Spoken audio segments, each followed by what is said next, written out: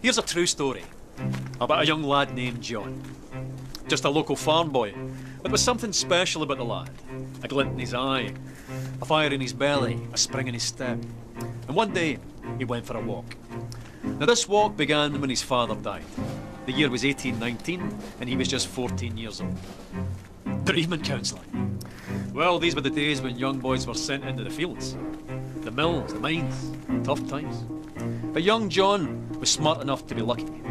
His father's farm, where he was born and raised, was sold, and the proceeds used to open a grocer's. Big responsibility for the wee lad. His own shop in Kilmarnock, with his name on the door, John Walker, or Johnny, as the world now knows him. Back then, all grocers stocked a range of local single malts, but they could be a wee bit inconsistent. For John, that wasn't good enough. He began blending different malts together as a way of offering his customers a consistent, unique product. Now this backroom art quickly developed into a commercial proposition, and a very profitable one. And because there's nothing like a commercial proposition to stir the Scottish heart, it grew quickly into an industry filled with ambitious entrepreneur distillers. John thrived in this environment, and so too soon with his sons, Robert and Alexander, who joined him on his journey. The Walkers became the biggest name in a rapidly growing industry. They were unstoppable. In one bold bit of 19th century corporate raiding, they bought the famed distillery at Cardew, lock, stock and ensuring their supply of this silky single malt, and guaranteeing, more importantly, that none of the other big blenders could get their hands on it. But young Alexander wasn't content with being Scotland's biggest blender. Not ambitious enough for him, no.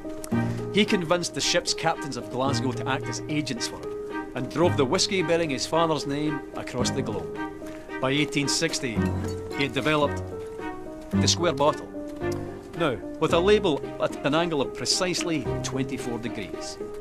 No big deal, you might think, but you'd be wrong. The square bottle meant less breakages and more bottles per shipment. The diagonal label meant larger type, and together, that meant Johnny Walker had unmistakable presence on any shelf in the world. The bottle became an icon, and the rich liquid it contained sought after and consumed across the globe. Quite a character, Alexander Walker. Master of the blender's art. Ambitious, uncompromising, Mr. Walker. It was John's grandsons, George and Alexander II's turn to join him on his journey. They led the brand into the 20th century.